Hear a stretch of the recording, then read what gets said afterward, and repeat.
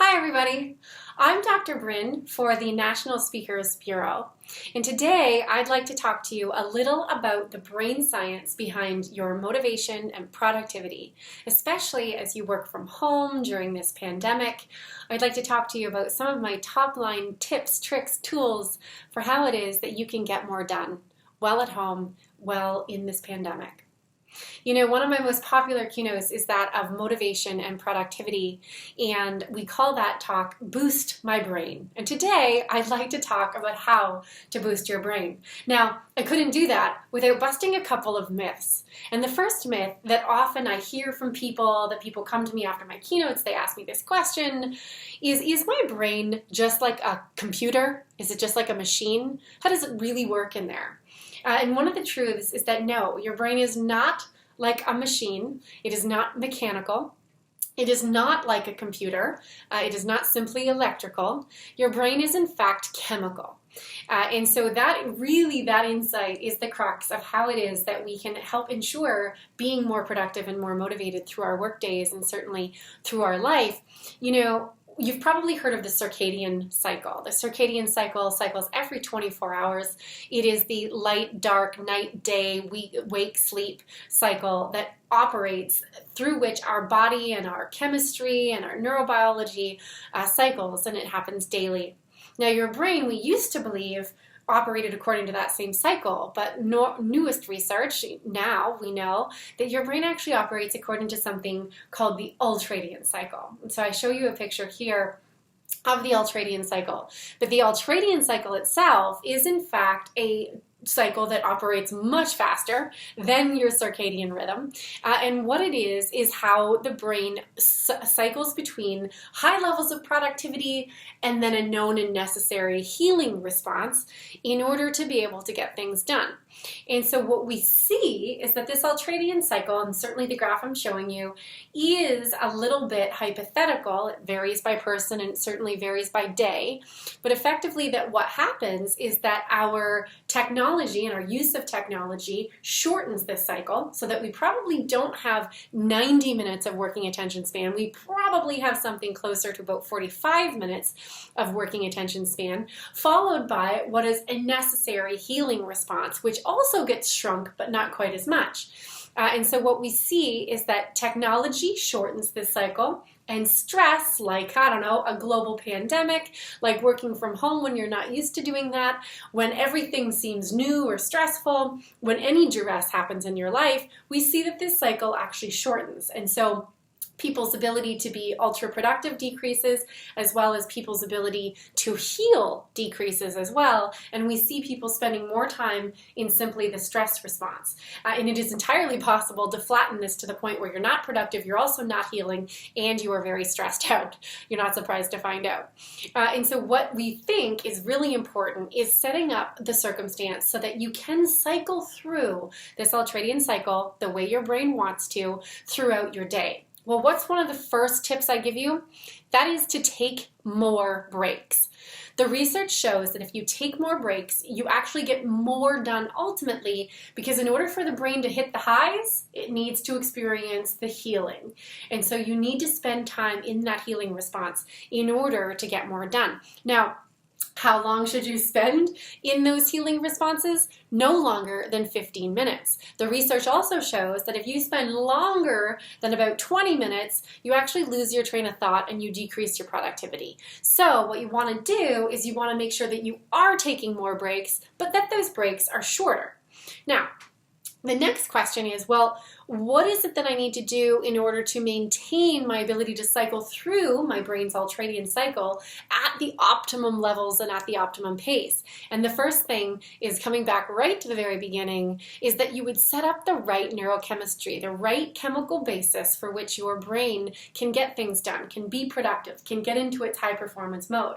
The first thing is to make sure that you're eating properly. Certainly through a time like this, you want to make sure that you are getting the right foods and not the wrong foods. And from your brain's perspective, the right foods are foods that are high in amino acids, so high in protein, and lower in things like processed sugar, fats, chemicals. You don't want any of those. They increase your toxic load, they increase your viral load, and they decrease your ability to actually get your work done, because your brain as a chemical system needs the right chemistry in order to get things done. So definitely you want to be eating the right foods. Your brain actually prefers not just protein but also fat. We don't need to be afraid of fat. Your brain is largely made up of fat, and so if you can eat the right fats, the healthy fats for you, and make sure that your diet is a good combination of protein, fats, and maybe a distant third, the carbohydrates that cause those insulin spikes, you'll be more likely to stay in the right parts of your ultradian cycle and be able to get more done. Now, the other truth is that if you want your brain to operate the best it possibly can, you need to make sure that you're drinking a lot of water. Your brain is actually about 90% water, and your brain is constantly giving up water to your body because your body takes precedent over and gets first dibs at the water in your system. And so actually, even in the time that you've been listening to me talk, your brain has been receding. It's been shrinking smaller and smaller. And so I could show you a neuro image of somebody who hasn't had a sip of water in an hour and show you that their brain went from their regular size and actually physically shrunk. It's really important to continue to sip water throughout your day to stay hydrated. You've probably heard the adage that, by the time you're feeling thirsty, you're dehydrated at the cellular level. This is true, but by the time you're dehydrated at the cellular level, your brain has given up as much as 2 liters of water. And so what you want to do is make sure that you're constantly replenishing your body and your brain's ability to stay hydrated in order that it can create all the right chemicals and have all the right circumstances neurochemically and neurobiologically to be able to be productive and motivated. Well, it's not just about eating and drinking. We also, of course, advise that you move. I sometimes say that movement is neural magic. It is truly magic for the brain in terms of knowledge and memory and learning networks, getting excited and oxygenated. It's really important for things like creativity, eureka moments, innovation, new ideas. You really want to be moving around all the time as much as possible. And that doesn't have to be very formal exercise. I mean, here's another, confounding piece of advice I often hear people say to me, I want my brain to be the best possible brain it can be, so I started to do all these wild insanity workouts. You don't need to do that. From your brain's perspective, all you need to do is take a walk for 15 minutes. Again, that magic number, a 15-minute break, you could, if you moved around, even if it's just doing laundry or something around the house, as long as you're physically moving, physical movement actually gives your brain the oxygen and decreases your toxic load and increases your ability of your neural networks to produce new knowledge and to work properly and to cycle through that ultradian system the way that it should.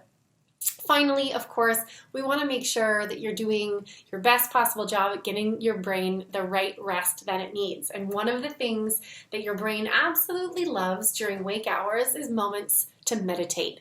Now, meditation can look like anything from a neuroscience perspective. It can look like prayer.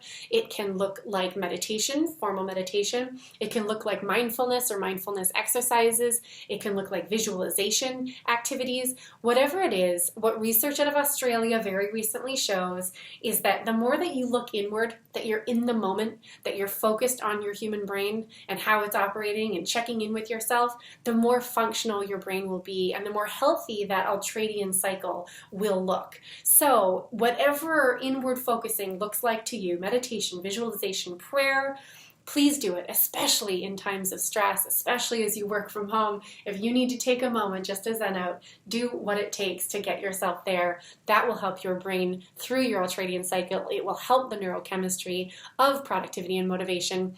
And then finally, I could not talk to you about how to make your brain productive if I don't tell you about putting your brain to rest. You need to give it the right rest, and sleep is one of the most critical times during the circadian rhythm throughout your 24-hour day that really allows your brain to, in fact, come alive. Contrary to popular belief, it's while you're sleeping that your brain really comes, very, very active.